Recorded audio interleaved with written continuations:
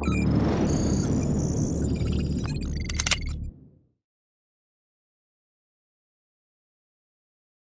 bang bang les petites bastos, on est avec Ladjli, le réalisateur du film Les Misérables et membre du collectif Courtrajmé.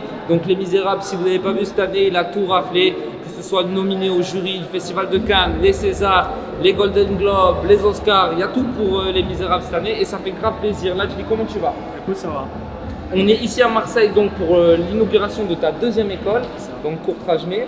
Explique-nous un petit peu le délire de l'école. Alors le délire de l'école, c'est l'école qui s'appelle Courtrajmé, qui porte le nom de notre collectif. J'ai décidé de créer cette école pour justement donner la chance et l'opportunité à toutes les personnes qui n'ont pas la chance d'accéder à ces écoles ou qui n'ont pas de réseau. Donc on part du principe qu'on va créer cette école qui est une école gratuite, ouverte à tous, sans condition de diplôme, sans limite d'âge, tout le monde peut s'inscrire. Cinéma pour tous. Cinéma pour tous. Et donc on a ouvert à Paris il y a maintenant 2 ans. On ouvre cette école aujourd'hui à Marseille. Et l'idée de cette école à Marseille, c'est de former des techniciens au métier du cinéma. Parce qu'on sait qu'à Marseille, il y a une grosse demande, il y a beaucoup de tournages, mais très peu de techniciens formés. Malheureusement, quand il y a un tournage, on fait venir les techniciens de Paris. Et l'idée, c'est de former cette nouvelle génération pour qu'ils puissent travailler et rentrer directement dans le monde du travail. Ok. Comment on passe de Ladjli, le réalisateur, à Ladjli, j'ai envie de faire une école?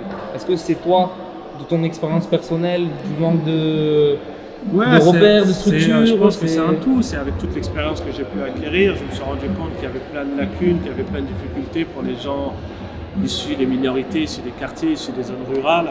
Donc on s'est dit qu'on allait faire bouger les lignes. Aujourd'hui, avec la petite notoriété qu'on a pu avoir avec le film Les Misérables, on en profite pour essayer de donner la chance à tous ces jeunes et de pousser pour monter des écoles et de leur donner des formations et qu'ils puissent à leur tour raconter leur histoire. On sait que tu es un réalisateur engagé. Est-ce que quand tu as commencé, Ladjli du début, c'est dit je vais être réalisateur engagé? Non, enfin, quand j'ai commencé avec Courtrajmé en tant qu'acteur.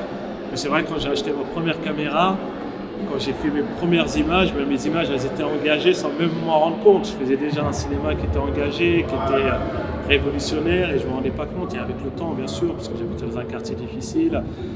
Et voilà, il y avait plein d'injustices. Et voilà, l'idée c'était de dénoncer toutes ces injustices. Et au fur et à mesure, j'ai construit mes propos. Et puis voilà. Est-ce que tu as envie que les élèves ils suivent un petit peu ce chemin-là et qu'ils sortent des réalisateurs un petit peu engagés? C'est le but, c'est de former cette nouvelle génération au métier du cinéma. Après, je ne dis pas qu'on va former que des réalisateurs engagés. En tout cas, l'idée, c'est de donner la parole à ces gamins pour qu'ils puissent aussi raconter leur histoire, que ce soit des cinémas engagés ou pas. L'important, c'est qu'ils puissent faire leur film.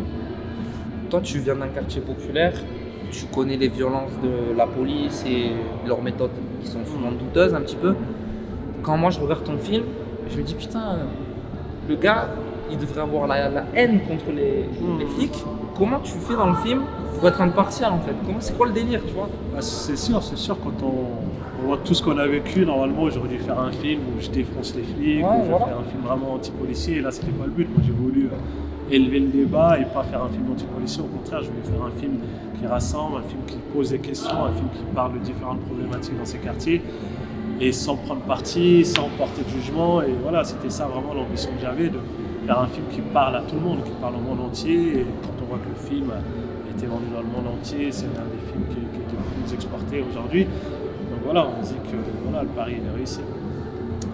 Et il y a une question que je voulais te poser, c'est là, je ne comptais pas te la poser, mais c'est en parlant avec tes petits Dogu et Mamadou, tu vois.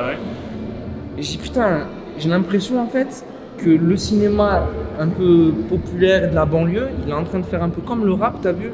Genre avant, on avait des rappeurs, tout était carré, fait par la maison de 10, voilà, tu viens, tu lâches ton rap. J'ai l'impression aujourd'hui que tu es en train de former une génération qui va être indépendante et autonome, tu vois, qui n'aura pas besoin de structure extérieure en fait.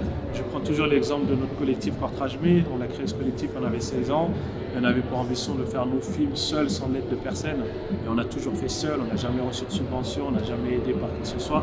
On a toujours fait tout seul, jusqu'à encore quelques années. Moi, mes films, je les faisais seul, je produisais, je prenais ma caméra, je faisais le montage, je faisais tout de A à Z. Et c'est ce qu'on essaie de leur apprendre aux élèves. D'être autonome, de créer un groupe, un collectif et de bosser en équipe, c'est la clé. Parce que tout seul, c'est compliqué. Ok, bah écoutez, c'était Ladjli avec la cartouche. Chapeau, Ça fait plaisir, mec. Merci. Bang, bang. Ciao les gars.